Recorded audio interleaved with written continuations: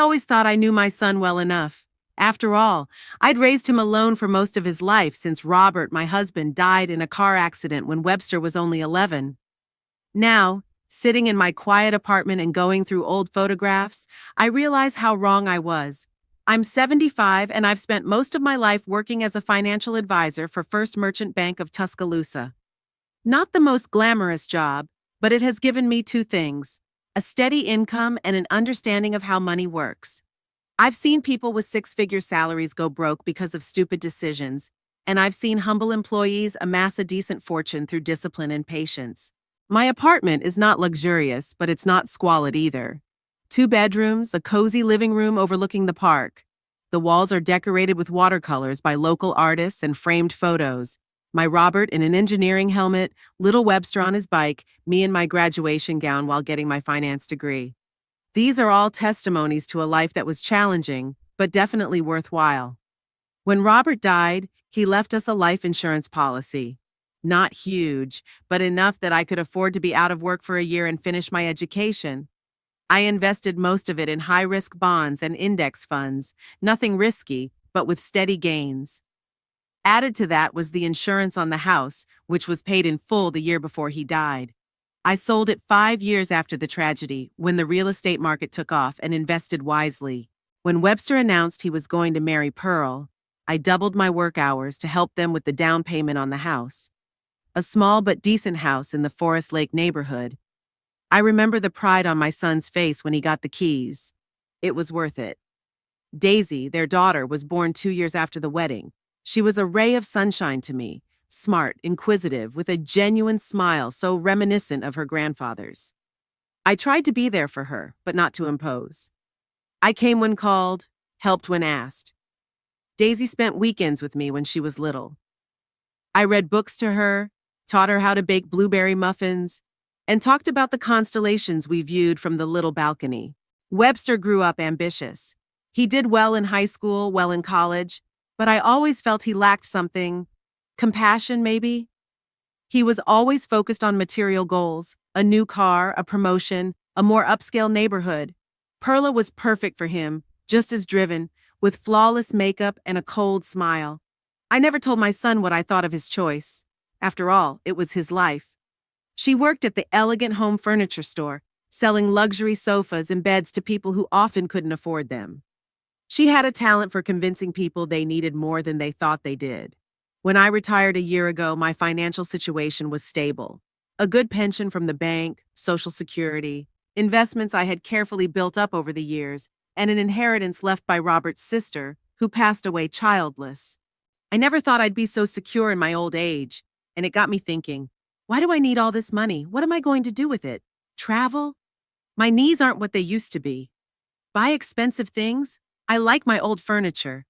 Every single thing in my house has a story and meaning. That's when the thought of a home for the Websters came to mind. Their modest home in Forest Lake had become cramped. Daisy had grown up and needed more space. Plus, the neighborhood was slowly falling into disrepair. Not a place I wanted my teenage granddaughter. I didn't share my plans with anyone, not even my longtime friend Evelyn, with whom we usually discussed everything. The decision seemed too personal, too significant to discuss with anyone but myself. I started by researching the Tuscaloosa real estate market. The Highland Park neighborhood was too expensive even for my options. Northport seemed like a good option. Upscale neighborhoods, good schools, proximity to downtown. I took notes, studied the classifieds, even went scouting on weekends, looking at streets where my son and his family could live. One morning I called the office of Marla Kincaid, the realtor Evelyn had recommended to me. "She's honest," my friend said. "She won't sell you a house with a rotten foundation like some people." "Good morning, Premier Real Estate," came the cheerful voice on the phone. "Hi, can I speak to Marla Kincaid, please?" "That's her. How can I help you?" I explained that I was looking for a house for my son and his family, gave an approximate budget and preferred neighborhoods. "How exciting!" She sounded genuinely surprised. "It's not every day that parents buy houses for their grown children. That's very generous of you, Mrs. Quimby." We arranged to meet the next day at her office. I wore my best pantsuit, the dark blue one I'd once worn to important client meetings. I wanted to give the impression of a serious customer. Marla turned out to be an energetic woman in her 40s, with bright red hair and a dazzling smile. Her office was littered with pictures of happy families in front of their homes, apparently satisfied customers. So, Mrs. Quimby, she opened her laptop. Let's be specific about exactly what you're looking for. We spent the next hour discussing the details. The size of the house, the number of bedrooms, the specifics of the layout, the age of the house, the distance to Daisy's school. I didn't want the house to be too old, less chance of hidden problems. But I wasn't attracted to new builds either. They're often hastily built, with little money spent on materials. I want it to be a house they can live in for years to come, I explained. Not just a nice box, but a place where my granddaughter would grow up and remember it fondly. Marla nodded, making notes. I see. The quality of the construction, the nice neighborhood, the prospects for the future. She looked up from the screen. And another important question. Does your son know about your plans? I shook my head. No, I wanted to surprise him. In fact, I just didn't want Webster and Perla to influence my choice of house. Knowing them, they'd start demanding more than I could afford. Marla looked puzzled. I usually recommend that prospective tenants be involved in the selection. It's their place to live, after all. I understand, I nodded. But first, I want to find a few good options. Then we'll go together. She agreed, though I could see that she didn't like the idea. Maybe she was just afraid of losing the commission if her son didn't like my choice. The next weekend, Marla showed me 3 houses. The first was too dark.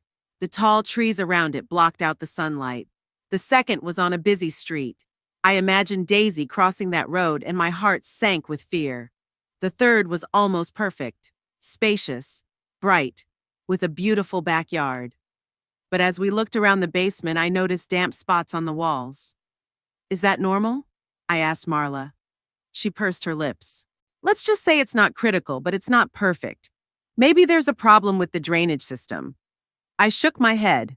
I didn't want my son to be faced with repairs right after we moved in. The next week, we toured 5 more houses. One of them, on Magnolia Drive, looked promising to me. It was a classic 2-story house with columns, a spacious kitchen, and a good layout. The backyard wasn't very big, but it was well maintained with a patio and barbecue area. 4 bedrooms, 3 bathrooms, an office for Webster, and a playroom that Daisy could turn into a creative studio. What do you think? Marla asked as we stood in the driveway admiring the facade. I like it, I admitted. But I'd like to know more about the foundation, the roof, the systems of the house. Of course, we'll have a full inspection before we buy. I always insist on it. In the evening, I sat over my financial spreadsheets for a long time. The house on Magnolia Drive was at the top end of my budget. If I bought it, I'd have to rethink my retirement plans. Less traveling, more saving for everyday expenses. But wasn't that what I'd been saving for all these years? To give my family a better life? The next day, I called Webster and invited him to lunch at the Southern Table. Not a bad restaurant with decent food and not too much noise. What's the matter, Mom? He asked as soon as we sat down at the table. You sounded mysterious on the phone. Do I need an excuse to have lunch with my son? I smiled, but immediately decided not to pull the cat by the tail. Webster, I want to do something for you and your family. What is it? He's tense, always protective of his independence, even when he accepted my help. I want to buy you a house. A new house. Bigger and in a better neighborhood. He stared at me like I'd just announced I was going to go to the moon. A house? His voice dropped to a whisper. Are you serious? Absolutely. I've already started looking. There's one on Magnolia Drive that seems perfect. 4 bedrooms, nice yard. Wait, he held up his hands. It's too much, Mom. We can't accept such a gift. But his eyes said otherwise. They glowed with greedy curiosity. You can and you will, I said firmly. I want to do it, Webster. I want to see you live in a nice house, in a safe neighborhood. I want Daisy to have her own room where she can do her projects.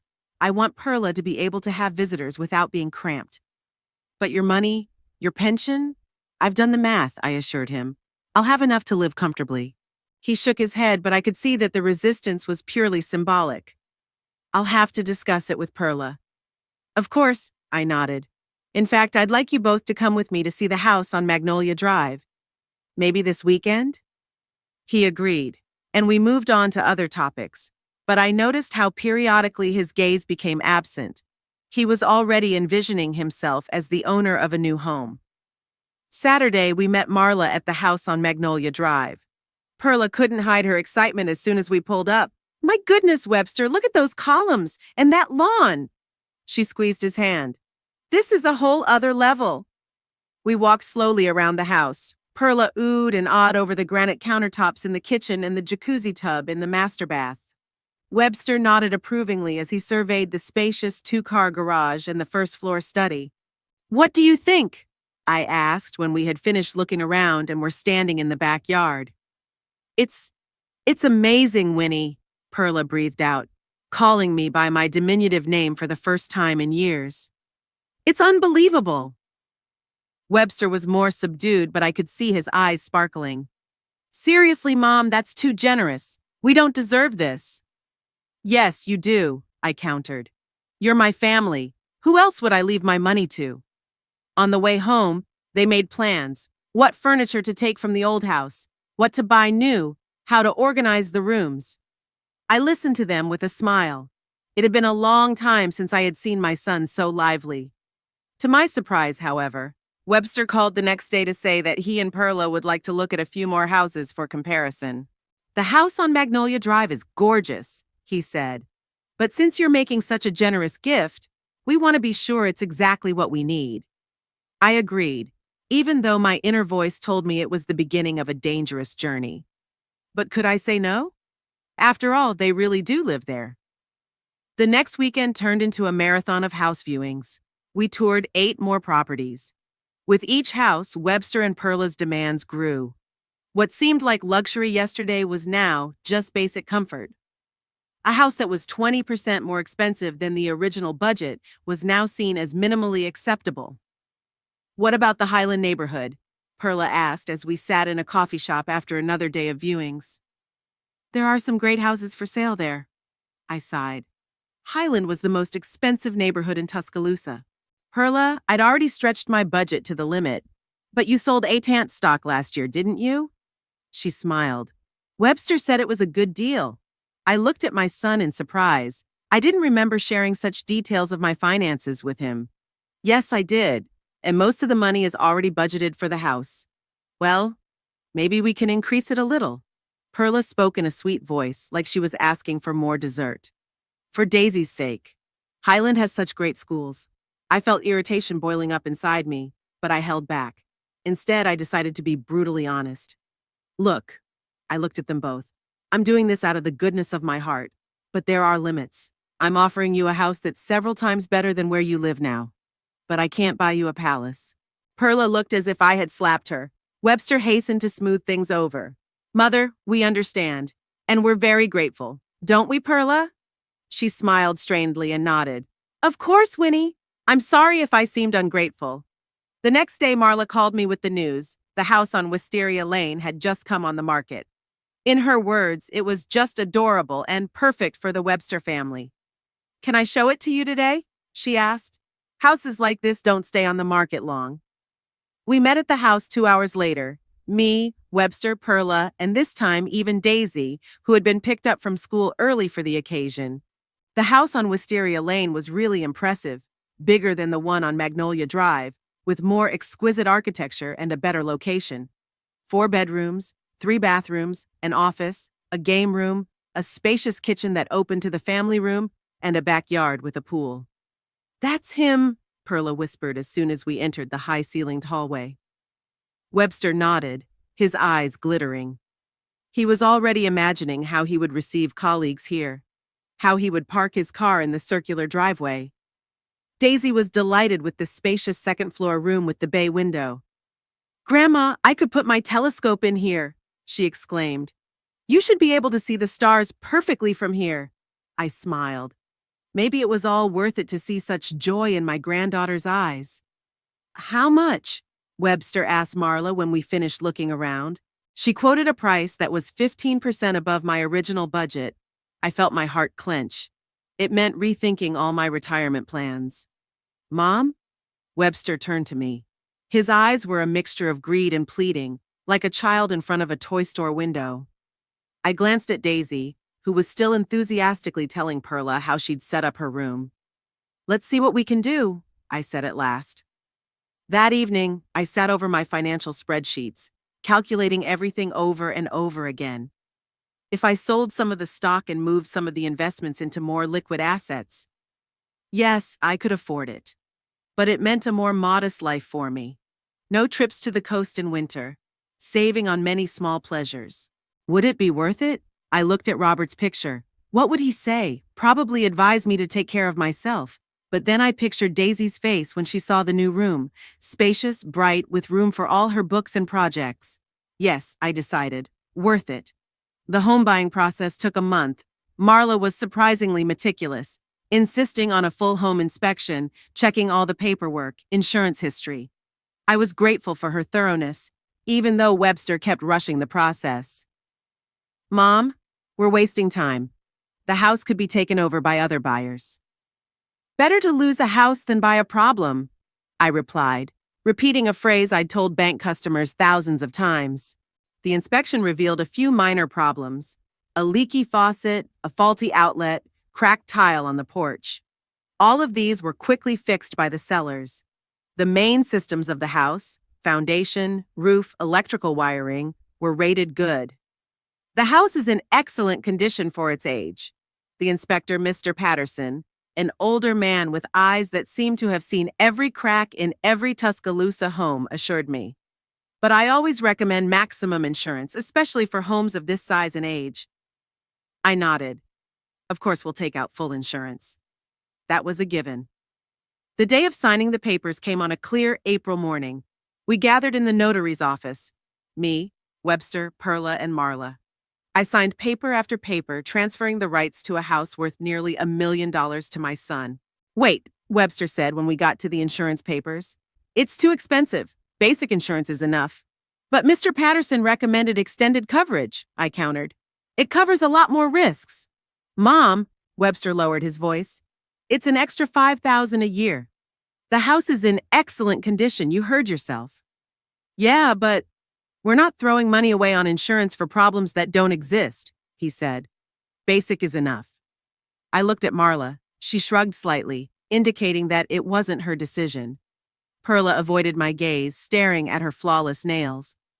Okay, I conceded, signing the document for basic insurance. But promise to think about expanding the coverage in the future. Of course, Mom. He patted my hand. But I could see he was already mentally elsewhere. In his new home, throwing a party for his coworkers. When all the papers were signed, Marla ceremoniously handed the keys to Webster. Congratulations on your new home! She smiled and turned to me. You've given a wonderful gift to your family, Mrs. Quimby. I nodded, feeling a strange mixture of satisfaction and anxiety. It was the most expensive gift I'd ever given, and part of me wondered if I was making a mistake. But when Webster hugged me, for the first time in years, and whispered, "Thank you, Mom," all doubt melted away. In that moment, I felt like I'd made the right choice. The move took 2 weeks.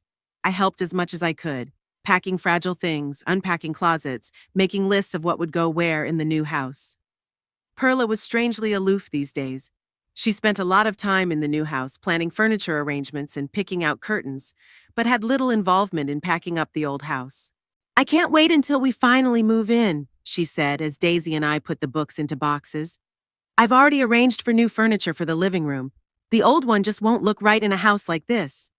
But Mom, our furniture is still good, Daisy objected, and Grandmother has spent so much money on the house.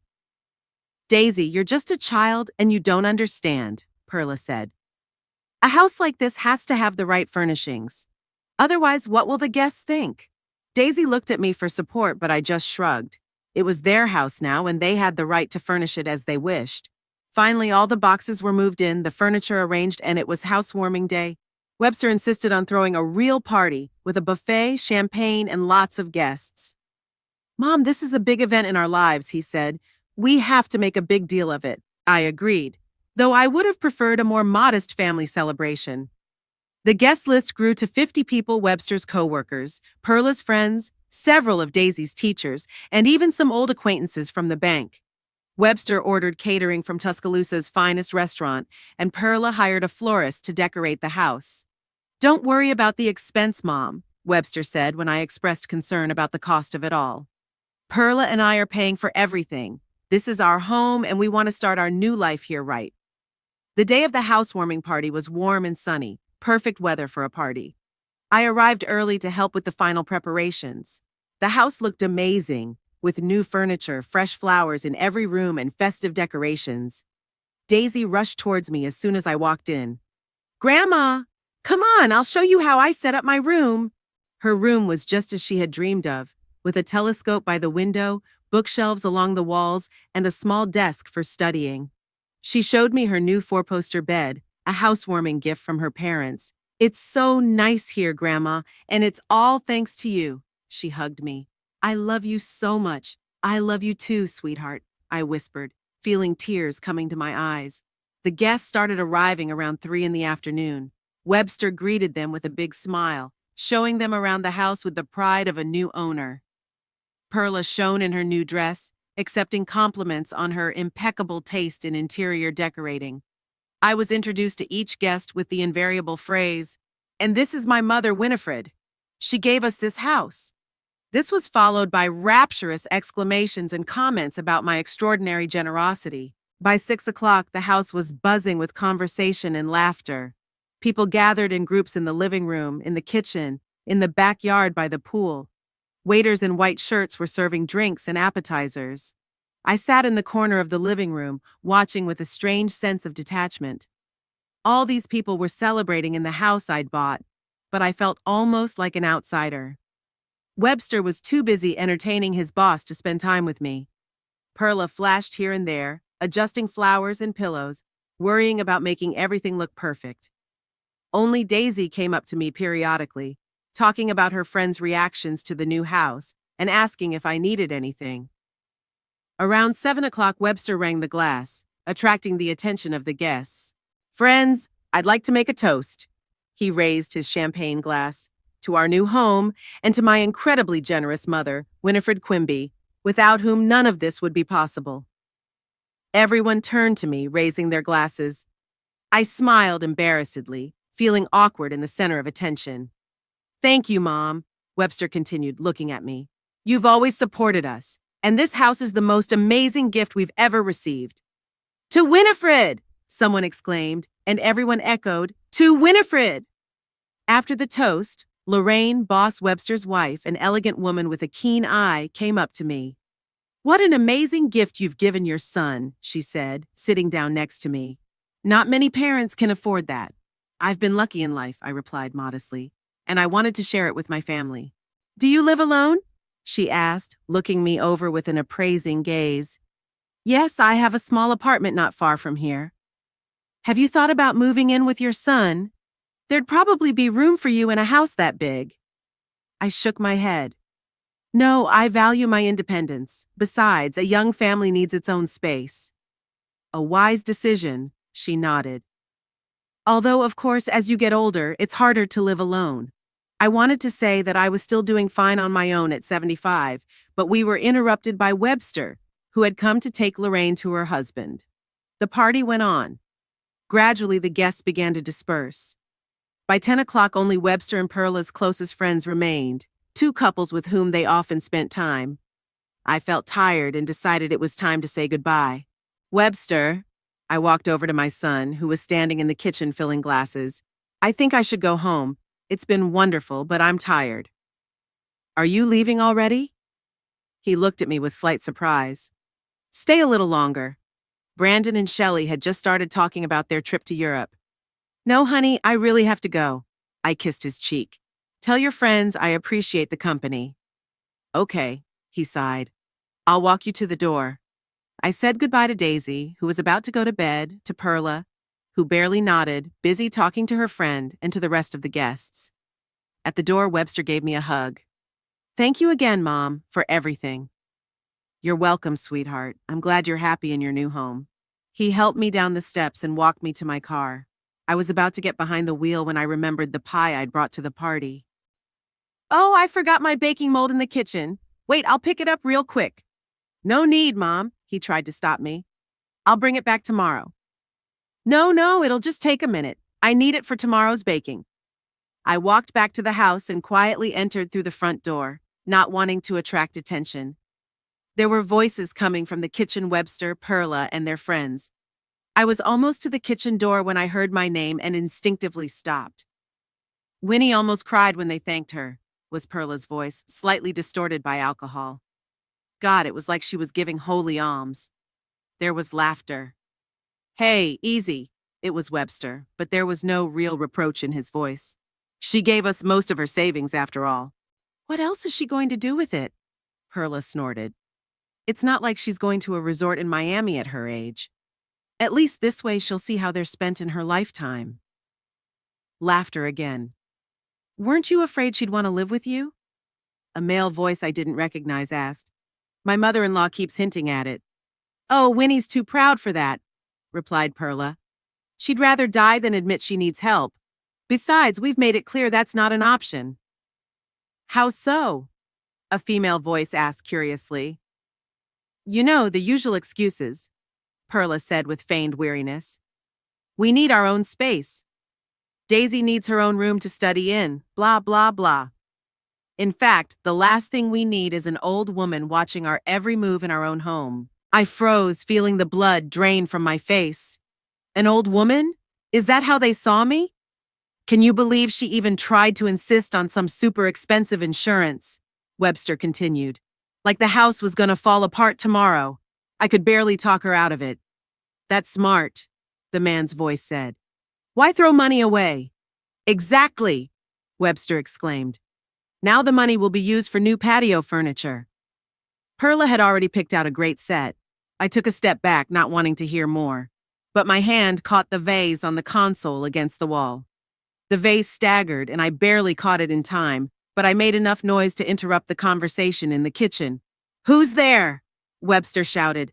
I took a deep breath and walked into the kitchen, trying to maintain my dignity. Sorry, I forgot my baking dish, I said, pointing to the ceramic dish on the table. There was a heavy silence in the kitchen. Perla froze with the glass in her hand, her face pale. Webster looked like he'd been caught red-handed. The other two couples, Brandon and Shelley, Kyle and Lindsay, as I remembered now, were shuffling awkwardly from foot to foot. Mom, Webster began, but I held up my hand, stopping him. Don't, I said calmly, though I was seething inside.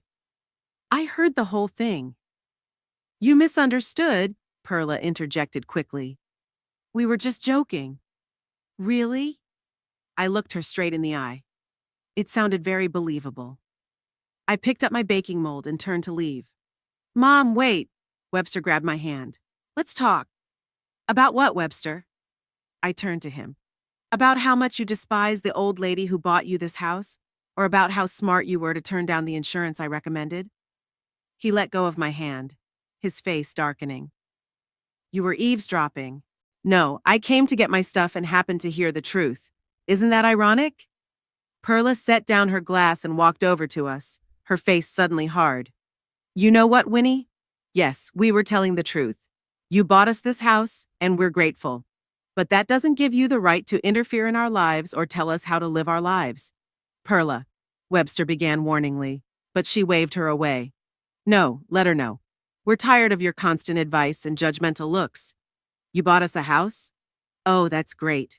Thank you. Thank you. But it's our house now, and we're going to live in it the way we want. I stared at her, stunned not so much by the words as by the venom with which they were spoken. I've never tried to control your life, I said quietly. But you wanted to, Perla parried. Admit it, you hoped this gift would give you influence, that we would be eternally grateful and listen to your advice. Perla, that's enough, Webster interposed, but there was no real force in his voice. She turned to him. What?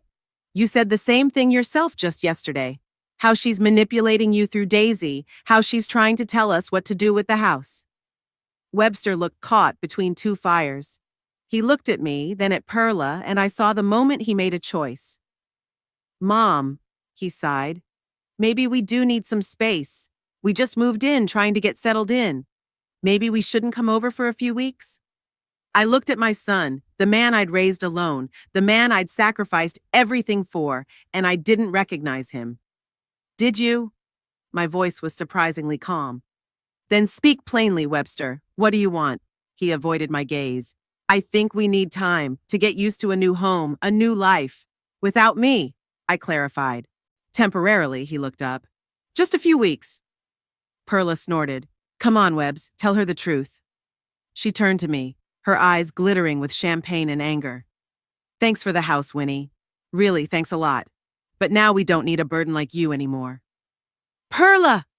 Webster exclaimed, but did nothing to protect me. I stood there, holding my ceramic baking dish like a shield, and I felt something inside me break. Not my heart. It had already been broken many times in my long life. No, it was the last thread tying me to the illusion that my son, deep down, was still the boy I loved unconditionally. I see, I said at last. In that case, I won't bother you. I turned and walked toward the exit, feeling the stares of everyone in the room. I stopped at the door and added without turning around, I hope you will be happy in this house. I really do. I walked out into the night, closing the door quietly behind me. No one followed me. No one tried to stop me. Not even Webster. As I got into my car, I put the baking mold on the passenger seat and looked at the house. Big, beautiful, glowing with warmth. The house I had bought for my family, giving away most of my savings. The house I had just been called a burden. I started the car and slowly pulled into the driveway. The tears I had held back in the kitchen were now flowing freely down my cheeks. I didn't wipe them away. There was no one to see my weakness.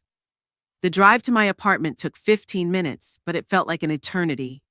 I parked, grabbed my baking mold, and walked up to the second floor. My apartment greeted me with silence and darkness. I turned on the hallway light and saw my reflection in the mirror, an older woman with red eyes and an expression of deep pain on her face. A burden, I whispered, looking at my reflection. That's what I've become to my son. I walked to the living room and sank into a chair without removing my coat. I was still holding the baking mold, not knowing where to put it in this suddenly foreign apartment. All my life I had prided myself on my strength, my independence. I'd raised my son alone, built a career, provided myself with a decent old age. And now, at 75, I sat alone in an empty apartment, rejected by the only man I'd ever lived for. It was the longest night of my life. I didn't cry anymore. The tears dried up, leaving only emptiness behind. I sat in the chair until dawn, looking out the window and thinking about all the decisions that had brought me to this moment. When the first rays of sunlight penetrated the room, I finally got up, took off my coat, and went to the bathroom. Looking at my tired face in the mirror, I swore to myself that this was the last time I would let my son hurt me. The morning after the housewarming party greeted me with a headache and a feeling like the world had been turned upside down. I barely slept, replaying the events of yesterday over and over in my head. Perla's words, Webster's acquiescence, the overwhelming realization that my family saw me only as a burden. I brewed myself some strong tea, the medicine my mother had taught me for all adversity, and sat by the window, watching Tuscaloosa wake up. People were rushing to work, neighborhood children were waiting for the school bus, and the mailman was starting his rounds. A normal day for everyone but me. The phone rang. I looked at the screen, Daisy. My hand froze over the receiver. What am I going to tell my granddaughter? How would I explain that her parents had kicked me out of their lives? The phone rang and rang until it went to voicemail. Grandma, it's me. Daisy's voice was quiet, almost a whisper. I just wanted to tell you that I love you, and whatever happened yesterday, Mom and Dad won't tell me, but I know something happened. Just know that I will always love you. The tears I'd been holding back all morning came in floods. How was this girl? Only 16 years old, wiser and kinder than her parents. I didn't call back. I wasn't ready to explain the situation. Instead, I sent her a text. I love you too, sweetheart. Always. Don't worry about me, I'm fine. The next few days passed in a strange daze. I forced myself to follow my usual routine. Breakfast, a walk in the park, reading, dinner. But it all seemed mechanical, meaningless. I checked my phone every 15 minutes, hoping for a call from Webster apologizing. But there was no call. On the third day, I got a call from Evelyn, an old friend of mine. "Winnie, what's going on? I've been calling you for 2 days." I sighed. Evelyn knew me too well to be fooled by the duty. "Everything's fine. Webster and Perla, they kicked me out of their lives." "What? After you bought them a house?" I told her everything. The party, the overheard conversation, Perla's last words. "That ungrateful bitch!" Evelyn exclaimed. "And Webster! How could he let her talk to you like that?" "He not only let her," I answered bitterly. He agreed with her. "Winnie, darling, I'll be right there." "No need, Evie, I can manage." "Nonsense, I'll be there in 20 minutes with a bottle of wine and a chocolate cake." Evelyn was true to her word. Exactly 20 minutes later, she was standing at my door with bags from the grocery store. She hugged me without saying a word. And that hug was exactly what I needed. We sat on the balcony drinking wine at 3 in the afternoon. I hadn't done that since I was a student, and talked about life, about kids, about disappointments. "You know," Evelyn said, pouring herself a second glass, "maybe it's for the best." "How could losing a son be for the best?" I raised an eyebrow. "You didn't lose your son, Winnie. You just saw his real face. Now you can stop wasting energy on people who don't appreciate you and start living for yourself." At 75? Why not? My father started learning Spanish at 80, and 3 years later he was fluent. Age is just a number. I shook my head, but there was some truth to what Evelyn said. All my life I'd put Webster's needs before my own. Maybe it was time to think about myself. The next day I decided to go out for a longer walk. The April sun was warming up, and I headed for Riverwalk Park, a small park on the banks of the Black Warrior, a 10-minute walk from my house. I was sitting on a bench watching the ducks on the river when I noticed an elderly man slowly approaching, leaning on a cane. Something about his gait seemed familiar. "Mrs. Quimby?" He stopped in front of my bench. "Winifred Quimby?" I looked at his face and recognized Orville Pym, the former lawyer who had once helped me with the paperwork after Robert's death. "Mr. Pym," I smiled. "What a surprise." "Call me Orville, please.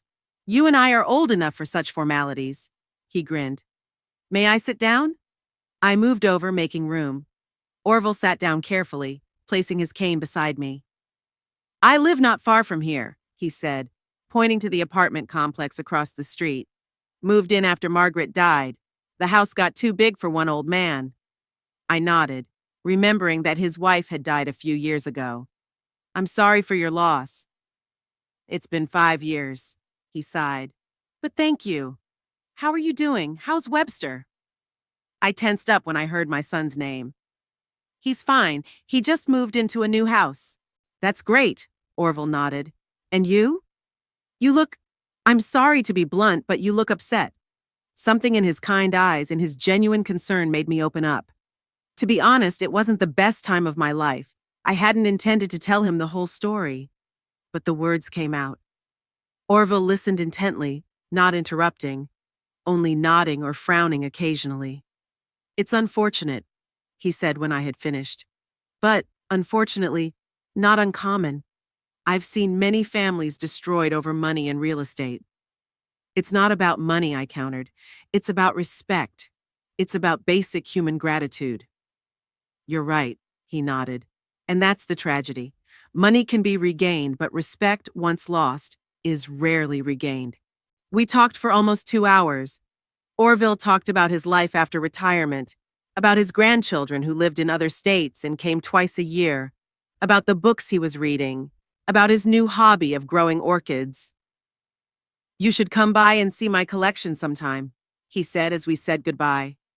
"If you're interested, of course." "I'd love to," I replied, surprised at myself.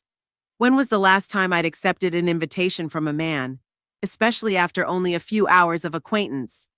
"That's fine," he smiled. "I'm often here in the mornings. Why don't we meet at the same time tomorrow?" I said yes, and for the first time in days, I felt lighthearted. In the evening, Daisy called. This time I answered. Grandma, I'm so glad you picked up. How are you? I'm fine, sweetheart. How are you? I'm fine, she said quietly. Grandma, what happened at the party? My parents won't tell me, just that you two had a fight. I sighed. How to explain everything to a 16-year-old girl without denigrating her parents? Your parents and I, we have different views on some things. We need time to think things through. Is this about the house? I could hear the age-old insight in her voice. Partly, I admitted. But don't worry about it. It'll get better. I miss you, she said quietly. And I don't like what they did. Do you know what happened? I tensed up. Not everything. I heard them talking in the kitchen. Mom said something mean, and you left. Is that true? Yeah, something like that. I didn't want to go into details. But that's between me and your parents. You don't have to take sides. But I'm on your side, she exclaimed. You bought us this house, and they should be grateful. Daisy, listen to me, I said gravely. I don't want you to fight with your parents because of me. Promise me you won't. She reluctantly agreed, and we moved on to other topics. Her school projects, new friends in the neighborhood, plans for summer vacation. After the conversation, I sat staring at my phone for a long time. Webster didn't call, didn't text, didn't try to contact me. It was as if I had ceased to exist for him the moment the door of their new home closed behind me. The next few days passed in relative peace. I met Orville in the park. We walked, talked about books, about politics, about life. He showed me his orchid collection, small but impressive. I took him out to dinner, and for the first time in years, I didn't cook just for myself. Evelyn noticed the change in my mood. You look better, she said when we met for lunch in town. You're even smiling. I'm starting to get used to the new reality, I replied. And maybe Orville is helping a little. Orville? She raised her eyebrows. Who's Orville? I told her about the new acquaintance, and Evelyn smiled. Winifred Quimby, you surprise me. Is there really a man in your life? Don't exaggerate, I felt myself blush. We're just friends. Of course, she winked. Just friends always starts that way. I shook my head, but I couldn't help but smile. At 75, am I blushing like a schoolgirl? On the 7th day after the housewarming party, I was involuntarily counting down the days like a disaster. The bell rang. I was preparing lunch and didn't look at the phone screen right away. I answered it automatically. Hello? Mom? Webster's voice was tense, almost panicked. Mom, you have to help. I froze with the knife in my hand. 7 days of silence and now this call? Webster? What's wrong? The house, Mom! There's a problem with the house! I slowly put the knife down, wiped my hands with a towel and sat down at the kitchen table. What kind of trouble? Here. He was breathing hard like he was running. The inspectors are here. They found some serious problems with the foundation, some cracks, shifting. I don't understand all that terminology, but they're saying the house is unsafe to live in. We're facing eviction, Mom. I was silent, digesting the information. The pre-purchase inspection showed no problems with the foundation. How is that possible? When did this happen? I finally asked. This morning. A neighbor noticed cracks in the driveway and called the inspectors. They inspected the foundation and found serious defects. They say that part of the house could collapse at any moment. What about the insurance? I already knew the answer, but I asked anyway. That's just it. Webster's voice broke into a shout. Basic insurance doesn't cover foundation problems. If we'd gotten the extended coverage you suggested. He paused. As I advised, I repeated slowly. Yes, Mom. You were right. I was wrong. He sounded almost hysterical. But now is not the time to talk about it. We need help. The repairs will cost hundreds of thousands, and we don't have that kind of money. I closed my eyes. A part of me, a small, gloating part that I wasn't proud of, felt satisfied. Justice had been served. But the other part, the mother I had been all my life, was rooting for her son, for her granddaughter. What do you want me to do, Webster? Help us, Mom, he begged. You're the only one who can. You have savings, investments, most of which I used to buy this house, I reminded him. I know, but there must be something left over. Or you could take out a loan against your apartment. Anything, Mom. We can't lose the house. I sat listening to my son's desperate pleas and thought about the last week, about how they kicked me out, of Perla's words. "We don't need a burden like you anymore," and Webster's acquiescence. "Webster," I said at last, "I can't help you." "What?" He couldn't believe his ears. "What do you mean you can't? I spent almost all of my savings on the house. What's left I need to live on." "But Mom!" His voice was shaking. "We're going to lose the house. We'll be on the street." "Not on the street," I corrected him. "You still have the old house. You haven't sold it yet, have you?" "No, but, that's not it. We can't go back to that doghouse after the fancy mansion I gave you." I finished for him. There was silence. I could hear Webster breathing heavily. "Mom," he began again, quieter, "I know what we did was wrong. What Perla said.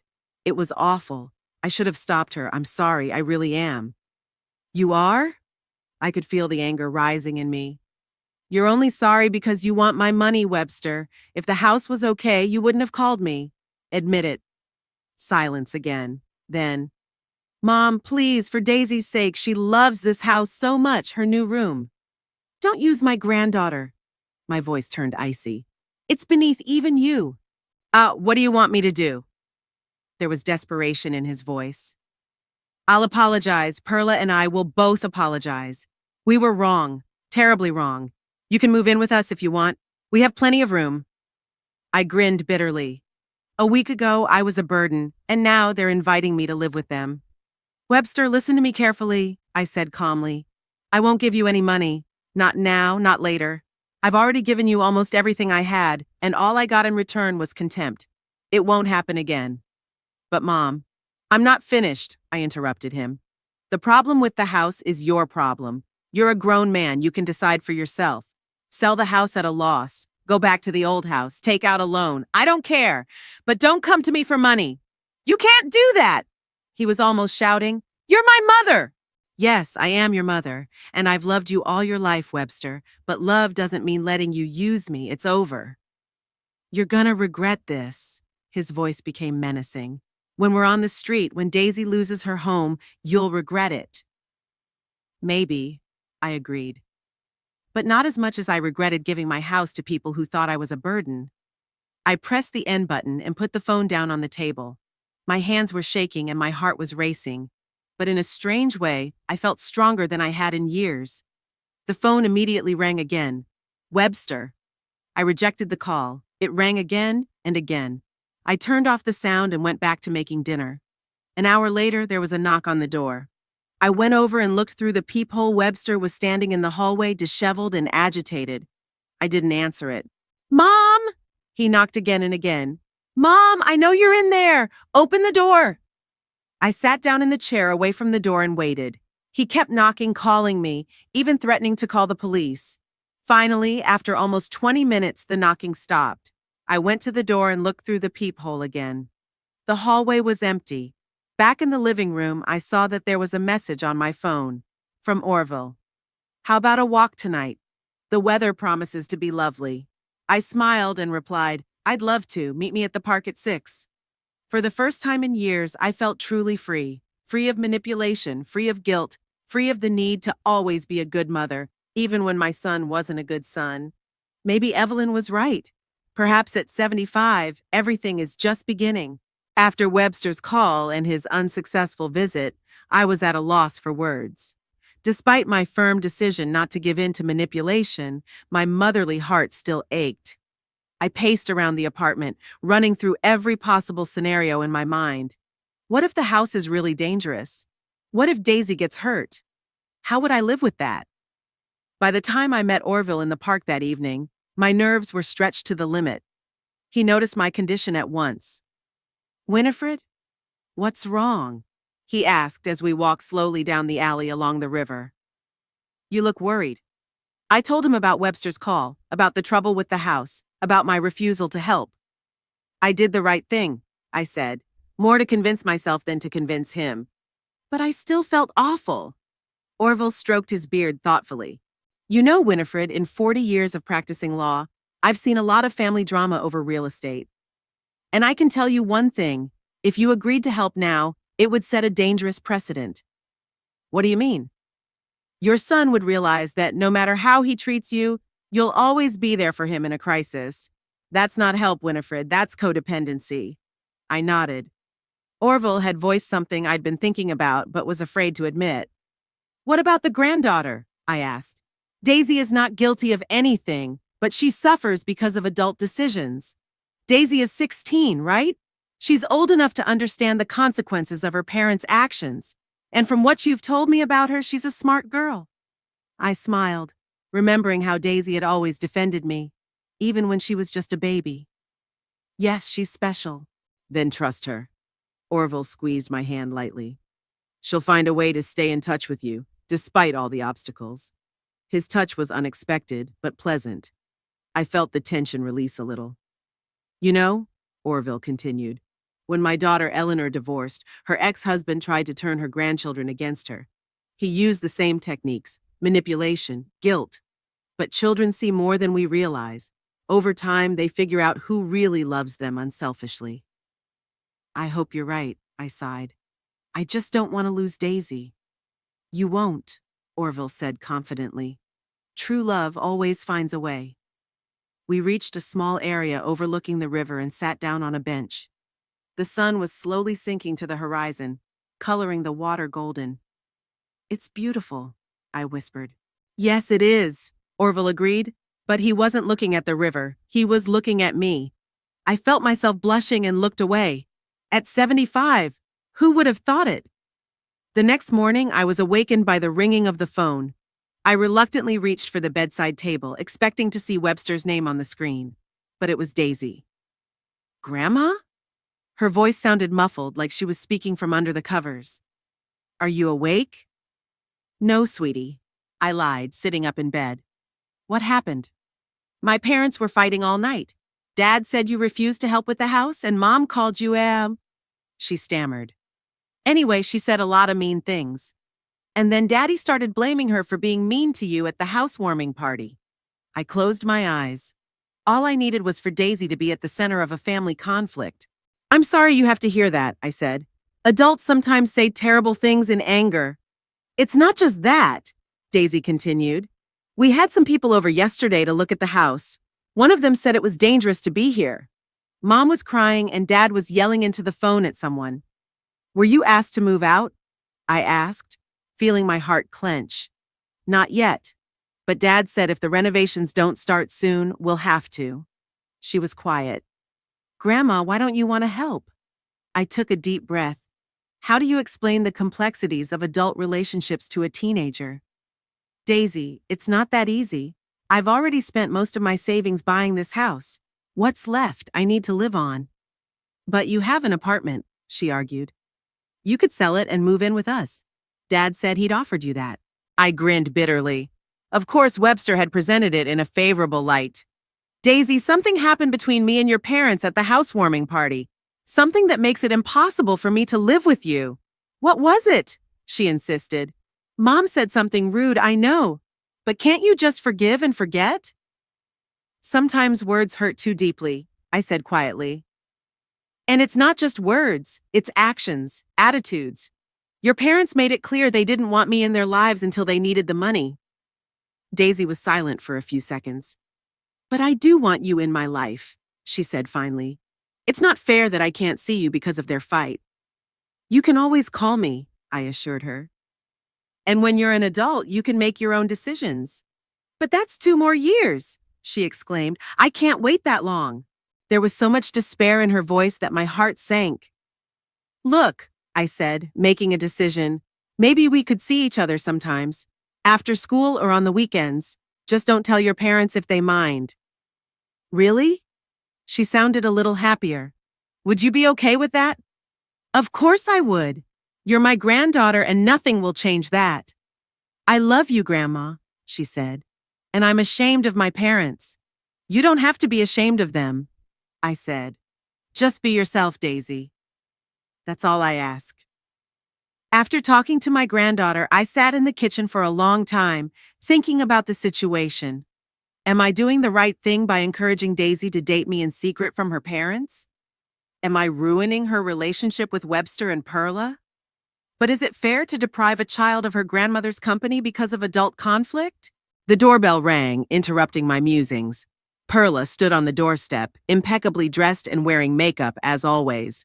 Only the dark circles under her eyes showed her fatigue. "Winnie," she said with a strained smile. "Can I come in?" I stepped back silently, letting her into the apartment. Perla walked into the living room and paused, looking around as if she'd never been here before, even though she'd been here dozens of times. "Sit down," I said. "Would you like some tea?" "No, thank you." She sat on the edge of the couch, her back unnaturally straight. "I came to talk about the house." "I thought so." I nodded, sitting down in the chair across from her. "Webster told me about the problems with the foundation." "Yes, the situation is complicated." She ran a hand through her hair, a nervous gesture I'd never noticed before. "The engineers say the house is built on unstable ground. There's some underground water, erosion. Anyway, the foundation's cracking. It's going to need major repairs." "And the insurance doesn't cover it," I said. "No," she shook her head. "Basic insurance only covered fire, flood, and other external damage. You needed extended coverage for the foundation." Just like I'd advised. Perla pressed her lips together. "Yes, you were right. We should have listened, but that's not what this is about. We need help, Winnie." "I already told Webster I can't help," I said calmly. "I just don't have that kind of money." "But you have this apartment," she countered. "You could take out a loan against it or sell it and live with us." "Webster agrees. We'll set up a guest room just for you." I gave her a long look. "Perla, a week ago, you called me a burden and said you didn't need me anymore. And now you want me to move in with you?" She lowered her eyes. "I was wrong. I said some terrible things in the heat of, I don't know what. Pride, maybe. Or greed. But I'm sorry, really." "Sorry because you want my money," I said. "Not because you're really sorry." "It's not fair." She raised her head, tears glistening in her eyes. "Yes, we need the money. But that doesn't mean I don't regret what I said. I was awful to you, Winnie. And I'm ashamed." I sighed. Perla had always been a good actress. How many times had she charmed customers at the furniture store, getting them to buy things they couldn't afford? "Even if I believed you, Perla, it wouldn't change anything. I can't help you with the renovations. My finances are limited." "But you can sell the apartment." She raised her voice again, then pulled herself together. "I'm sorry, I just don't understand why you don't want to help your only son." "Because I already have," I said firmly. "I bought you a house you didn't bother to properly insure despite my advice." Perla stood up, her face red with anger. "You're just getting back at us. You're using this situation to punish us for what we said." I stood up too. "No, Perla, I'm just not letting myself be used anymore. And if you call that revenge, that's your right." She grabbed her purse and headed for the door. "You're gonna regret this, Vinny. When we lose the house, when Daisy's homeless, you'll regret it." "You still have the old house," I reminded her. "No one's going to be left on the street." "You know very well we can't go back there," she exclaimed. "Not after living here." "It's your choice," I shrugged. "Like so many other decisions you've made." She looked at me with such hatred that for a moment I was afraid. "You don't know what we're capable of yet," she hissed and walked out, slamming the door. I sank into the chair, feeling my hands shaking. Perla's threat sounded ominous. What did she mean? What could they do? That evening, I told Orville about my sister-in-law's visit. We sat in his apartment, cozy and filled with books.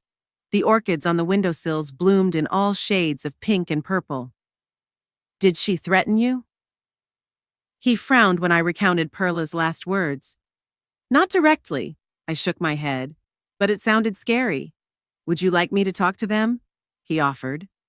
"As a lawyer, I could explain that any attempts to pressure you could have consequences." "Thank you, but no," I smiled.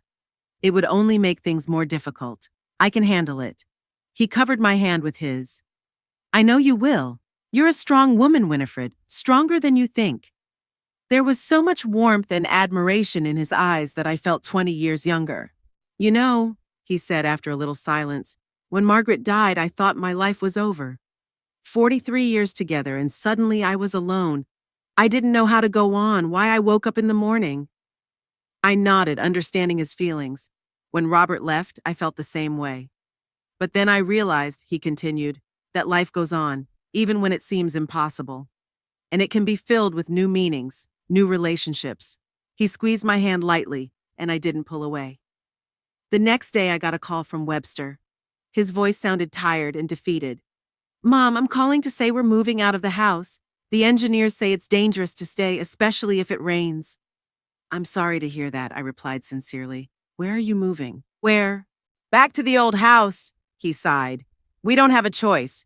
The realtor says the house can be sold for demolition, but we'll only get a fraction of its value. I understand, I said, not knowing what else to say. Perla said she came to see you, he continued after a pause, and that you refused to help. Yes, I confirmed, but not because I don't want to, Webster. It's because I can't. You could have sold the apartment, he said, the accusatory tone back in his voice, if you really wanted to help. And where would I live? I asked. With us, of course. There's room in the old house. I shook my head, though he couldn't see it. No, Webster. After all that's been said, it's impossible. So you won't forgive us? He sounded resentful now. Will you hold a grudge for the rest of your life? It's not about resentment, I tried to say calmly. It's about respect, trust, reciprocity. It's all broken, and not by me. But we're a family, he insisted. Doesn't that mean anything to you? It does, I replied. That's why I'm so hurt by your betrayal. He exhaled noisily. Okay, Mom, I get it. You don't want to help, but don't at least forbid Daisy from seeing you. She misses you. I've never forbidden her, I objected. On the contrary, you could have forbidden her to see me. We're not the monsters you think we are, he said tiredly. Daisy loves you, and we will not interfere with your communication. Thank you, I said, surprised at his sudden concession. You're welcome, he said quietly. Mom, no matter what, I still love you, and I hope that someday you'll be able to forgive us. After talking to my son, I felt emotionally drained. His last words of love, were they sincere or just another manipulation? And did it really matter? I decided to take a walk to clear my head. May was in full swing, and Tuscaloosa was awash in flowers. Azaleas, magnolias, jasmine, the air was filled with their scents. In the park, I met Orville, who seemed to be waiting for me. I was hoping to see you here, he smiled. Are you all right? I told him about the conversation with Webster, his sudden humility, his declaration of love. Do you think he was sincere? Orville asked. I don't know. I shook my head. Part of me wants to believe that he is. That somewhere deep down inside, he's still the boy I raised. But the other part suspects this is just another tactic. Yes, I admit it. Especially his sudden acceptance of my seeing Daisy. He'd been adamantly against it before. Orville thought for a moment. Perhaps he had really realized his mistake. Losing the house was a serious blow that might have made him reevaluate his priorities. Or, I added, he simply realized that threats and accusations weren't working and decided to try a different approach. Either way, Orville said, be careful. Don't make hasty decisions under the influence of emotion. I won't, I promised. I'd had enough of rash behavior. The next day, Daisy called and asked if she could come over after school. Dad said it was okay, she added. Can you believe that? Yeah, it's unexpected, I said. Sure, come over. I'll bake your favorite blueberry muffins. Daisy arrived at 3 o'clock with her backpack on her back and a brightly colored scarf around her neck. I noticed she looked worried. What's wrong, Sunshine? I asked as we sat down in the kitchen with tea and muffins. We're moving back to the old house, she said. The workers are already packing. I know, your father told me. Is it temporary? I don't think so. She shook her head. Dad says the house will have to be sold for demolition and we don't have the money to renovate it. I'm sorry, Daisy. I covered her hand with mine. I know how much you loved your new room. Yes, it was wonderful, Daisy sighed. But it's not just that. My parents fight all the time. Mom blames Dad for not listening to you about the insurance, and Dad says she ruined it with her rude words at the housewarming party. Don't take it personally, I advised. Adults often find fault when things go wrong. But what if they get divorced? There were tears in her eyes. Mommy said yesterday that she couldn't live like that anymore. I put my arm around my granddaughter, feeling her shaking. Daisy, listen to me. Whatever happened between your parents, it's not your fault, and they'll both always love you, whether they're together or not. I know, she blew her nose. It's just that everything was so good in the new house, and now it's going to be different, I finished for her. But it doesn't have to be worse. Sometimes change opens up new possibilities. She nodded, but I could see that my words weren't very comforting. Grandma, she said after a pause, can't you really help with the house repairs? I sighed. Of course, Webster and Perla had talked to her about it. I can't, Sunshine. I spent almost all of my savings to buy the house. What's left I need to live on. What about your apartment? She looked at me. Dad said you could sell it and move in with us. And live with people who called me a burden? I shook my head. Daisy, there are lines you can't cross. Your parents crossed them. She lowered her eyes. I understand. It's just, I wish things could go back to the way they were. Me too, I admitted. But sometimes we have to accept reality as it is, not as we'd like it to be. We talked for another 2 hours. Daisy talked about school, about her projects, about her new friends. I listened, happy that despite all the problems, my granddaughter remained cheerful and inquisitive. When it was time to leave, she gave me a big hug. I love you, Grandma, and I'll keep coming even if we move back to the old house. I love you too, sweetheart, I said, kissing her forehead. And I'll always be happy to see you. After Daisy left, I sat at the window for a long time, thinking about our conversation. The trouble with the house was clearly affecting Webster and Perla's relationship. Part of me felt grimly satisfied that justice had been done, but another part was worried about Daisy, who was caught between two fires. That evening, I called Orville and told him about my granddaughter's visit. They're using the child to pressure you, he said indignantly. That's low. I'm not sure they were setting her up on purpose, I countered. Daisy's a smart girl. She asks her own questions. Maybe, he agreed. But it's strange that your son suddenly lets her see you, and then she starts talking about selling the apartment. I wondered. Orville was right. The coincidence seemed suspicious. What should I do? I asked. I don't want to push Daisy away, but I also don't want her to be used as a pawn in this game. Keep talking to her, Orville advised. But be careful what you say. And remember, your decision not to help with the repairs is the right one. Don't let them manipulate you through your granddaughter. I nodded, grateful for his encouragement. It had been a month since Webster and his family had returned to the old house. May had changed to June, bringing with it the hot humidity that characterized Alabama summers. I sat on the balcony of my apartment, sipping iced tea and reflecting on how my life had changed over the weeks. Daisy came to see me twice a week, Tuesdays after school and Saturday mornings. We baked muffins, read books, sometimes just talked about everything in the world. She would tell me about the situation at home. The tension between the parents hadn't disappeared, but it was less obvious. They were adjusting to life in the old house, which now seemed cramped and uncomfortable after the spacious mansion on Wisteria Lane. Mommy's still mad at Daddy about the insurance, Daisy said during one of their visits. And Daddy's mad at Mommy because she insulted you. But they don't yell at each other anymore. They just silent. I nodded, realizing that this lull might be temporary. The deep cracks in a relationship don't disappear on their own. Webster had only called me once this month to let me know they'd found a buyer for the house, a construction company that planned to tear it down and build 2 new houses on the lot. We'll get less than half of what the house was worth, he said bitterly, but there is no choice. The bank is demanding that we pay off the mortgage. I'm sorry about that, I replied sincerely. You are? There was doubt in his voice. Sometimes I think you're glad we're unhappy. Webster, I sighed, I'm your mother.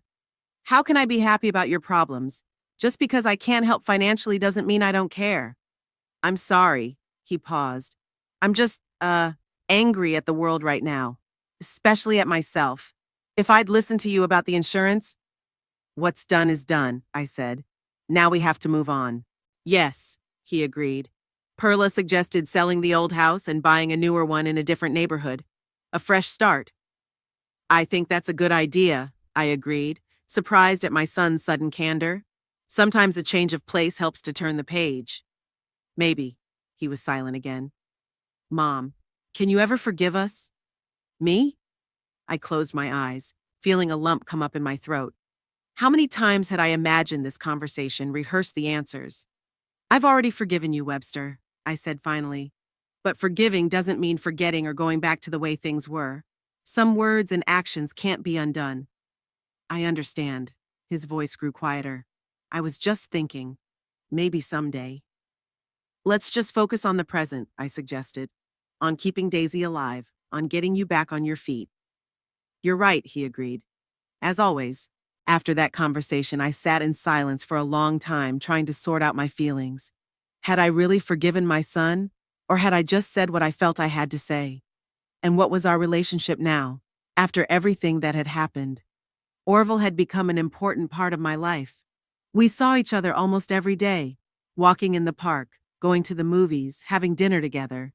He was an attentive listener, a wise counselor, and, to my surprise, a caring companion. Our relationship developed slowly, with the caution typical of people of our age, who have already known both the joy of love and the bitterness of loss. You look happier, said Evelyn, when we met in the cafe. This Orville thing has done you good. I smiled, feeling the color rise to my cheeks. He's a good man, kind, smart, with a sense of humor. And he's clearly in love with you. She winked. I saw the way he looked at you when you walked by the library last Thursday. Don't exaggerate. I shook my head, but I felt a pleasant warmth in my soul. We're just enjoying each other's company. Of course we are, Evelyn grinned. Anyway, I'm happy for you, Winnie. After everything that happened with Webster and that unfortunate house, you deserve a little happiness. That same night, Orville took me to dinner at the River, one of Tuscaloosa's finest restaurants. He was unusually nervous, rubbing his napkin and dropping his fork several times. Is everything okay? I asked when dessert was served. Yeah, sure. He coughed. It's just, I have something for you. He pulled a small box out of his pocket and my heart skipped a beat. Really? Don't worry, he grinned, noticing my expression. It's not what you think it is. Not yet, anyway. He opened the box. Inside was a dainty silver pendant in the shape of an orchid. I saw it in an antique store and immediately thought of you, he said. Dainty, unique, beautiful even in your old age. I laughed. I'm not sure about the old age compliment, but the pendant is really beautiful. May I? He stood up and walked over to me. I nodded, and he carefully fastened the chain around my neck. His fingers lightly touched my skin, sending a sudden wave of goosebumps. Winifred, he said, returning to his seat, these past weeks have been the happiest I've had in years. And I've been thinking, maybe we should take the next step. Which one? I tensed. Nothing drastic. He smiled. It's just, I got an offer from my nephew to spend the summer at his beach house in Florida, Pensacola Beach, right by the water. And I thought you could come with me. I blinked, surprised by the offer. For the whole summer? Yes, from July through September. Of course, we could come here whenever you wanted to see Daisy, but spend most of our time out there by the ocean. What do you say? The thought of 3 months on the coast, away from Tuscaloosa and all its associated problems, was tempting. I imagined morning walks on the beach, sunsets over the Gulf of Mexico, leisurely conversations with Orville on the veranda. It's very tempting, I admitted. But I need to think about it. It's a big step. Of course, he nodded understandingly. No pressure, just know that the offer is open. At home, I pondered Orville's proposal for a long time. Why had I hesitated? What was holding me back? Daisy? But we could come over to see her. The apartment? I could rent it out for the summer. Fear of change? Maybe. The next day I met with Daisy, as I usually do on Tuesdays. She noticed the pendant right away. It's beautiful, she exclaimed. Is it from Orville? I nodded, surprised by her insight. How do you know? Grandmother, she rolled her eyes. I can see how you change when you talk about him, and how your eyes light up when you come back from your meetings. I'm not a child. I smiled, touched by her observation. Yes, it's from him, and I have news. He invited me to spend the summer on the Florida coast. Wow! Her eyes widened. That's great. Did you say yes?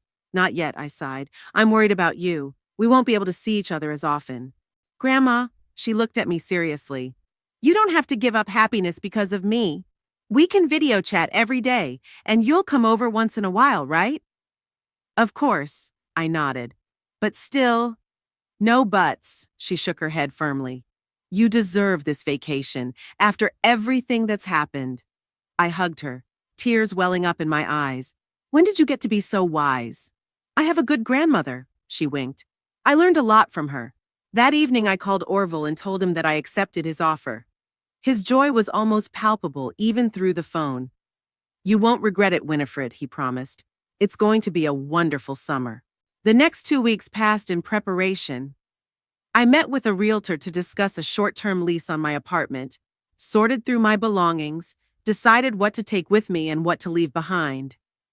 Evelyn helped me with my summer closet choices, insisting I needed new swimsuits and beach dresses.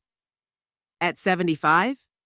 I looked skeptically at the bright sundress she was suggesting. Exactly, she nodded. It's a good time to wear what you want to wear, not what's appropriate. Daisy was thrilled with my plans. She even helped me make a list of places to visit in Florida. Be sure to go to the Gulfarium Marine Aquarium, she advised, and the National Naval Aviation Museum. And of course, Navarre Beach. It has the whitest sand in the world. I promised to visit all the recommended places and bring her souvenirs. A week before I left, I received an unexpected message from Webster. He asked if I could stop by to talk. I agreed, though I was tense inside. What did he want this time? Webster came in the evening looking tired but calmer than the last time I'd seen him. Thanks for agreeing to see me, Mom, he said, sitting down in a chair in the living room. Daisy told me you were going away for the summer. Yes, I confirmed. To Florida with a friend. Orville Pym? He raised an eyebrow. Daisy talks about him a lot. I nodded, preparing myself for disapproval or ridicule. But Webster surprised me. I'm happy for you, Mom, he said sincerely. You deserve to be happy. Thank you. I was surprised by his reaction. I didn't expect that I would support you? He grinned bitterly. After everything I've done, it's not surprising. He was silent for a moment, gathering his thoughts. I've come to apologize, Mother. For real, not to get something in return. The way Perla and I treated you, it's unforgivable, especially after your generosity. I watched him carefully, trying to see the sincerity in his eyes. To my surprise, it was there. What's changed, Webster? I asked quietly. He sighed. A lot of things. Losing the house, of course. But most importantly, I finally saw the man I'd become. What a son. And I'm, ashamed. He ran his hand through his hair, a gesture that hadn't changed since he was a teenager. When you refused to help with the repairs, I was furious. I thought you were cruel, vindictive. But then, over time, I began to understand. You just set boundaries that I never respected. I remained silent, amazed at his insight. Perla and we're going through a rough patch, he continued. We're trying to save the marriage, going to counseling. And one of the things we're talking about is our relationship to you, to your money. How we saw you as a source of financial support, not as a person with your own needs and feelings. I appreciate your honesty, I finally said. And I'm glad you're working through your issues. I'm not asking to repair the relationship. He held up his hand. I realize that some bridges have been burned. But I wanted you to know that I realize my mistakes, and I'm going to work on myself to be a better person. For Daisy, for myself, maybe someday, if you want to. Let's not get ahead of ourselves. I smiled softly. Time will tell. He nodded and stood up. One more thing. We sold both the house on Wisteria Lane and the old one. We bought a new one, smaller, but in a good neighborhood, not far from Daisy's school. I'm glad, she said sincerely. A new beginning can be helpful. Yes, he said quietly. Well, I won't take up any more of your time. Have a nice vacation in Florida. He headed for the door but stopped. Mom, I want you to know that whether you ever forgive me or not, I will always love you. And I will always be grateful for everything you've done for me. After he left, I sat in silence for a long time, digesting what I had heard. His words sounded sincere, and part of me wanted to believe in his remorse. But the other part, the more cautious part, reminded me of how many times in the past he'd said the right things without backing them up with actions. That evening, I discussed Webster's visit with Orville. We sat on his balcony watching the sunset. "Do you think he's sincere?" Orville asked after listening to my story. "Perhaps," I shook my head. "He seemed genuinely remorseful. But I don't know if I can trust my feelings when it comes to Webster anymore." "Trust but verify," Orville smiled. "Give him a chance to prove his sincerity with deeds, not words." "Yes," I agreed. "Time will tell. And remember," he took my hand, "whatever happens to your relationship with your son doesn't define you or your happiness. You have a life, Winifred, and it's just beginning." I squeezed his hand, feeling deeply grateful for his presence in my life. On the day of my departure, Daisy, Evelyn, and to my surprise, Webster came to the station to see me off. He stood a little apart, awkwardly shuffling from foot to foot, but the very fact of his presence was significant. "I'll miss you, Grandma." Daisy hugged me tightly. "Promise to send a picture every day." "I promise," I smiled. "And don't forget, we agreed to have video calls on Sundays." "Of course," she nodded. "And I'll come to see you in August like we planned." Evelyn hugged me, whispering in my ear, "Enjoy every moment, Winnie. And don't worry about a thing, I'll keep an eye on your apartment." When I approached Webster, he hesitantly held out his hand, but I gave him a quick but firm hug. "Thank you for coming," I said. "Thanks for letting me," he replied. "Have a good rest, Mom." Orville was waiting for me by the wagon, holding a small bouquet of wildflowers. "For you," he said, holding out the bouquet. "The beginning of our adventure." I took the flowers, feeling my heart fill with warmth. Could it be that at 75, everything was really just beginning? The train touched down, taking us south to the Florida coast, to new experiences and opportunities. I looked out the window at the departing platform, where Daisy waved, Evelyn smiled, and Webster stood with a pensive expression. A summer by the ocean was ahead, new places, new acquaintances, and a man who saw me not as a source of financial support, not as a burden, but as an equal, a woman worthy of respect and love. I didn't know what the future would bring, whether Webster and I would ever repair our relationship, whether Orville would become more than just a friend, how Daisy's life would turn out when she came of age. But I knew one thing. I would no longer live by other people's expectations. I would not sacrifice my well-being for those who didn't appreciate those sacrifices. I would not allow myself to be manipulated out of guilt or obligation.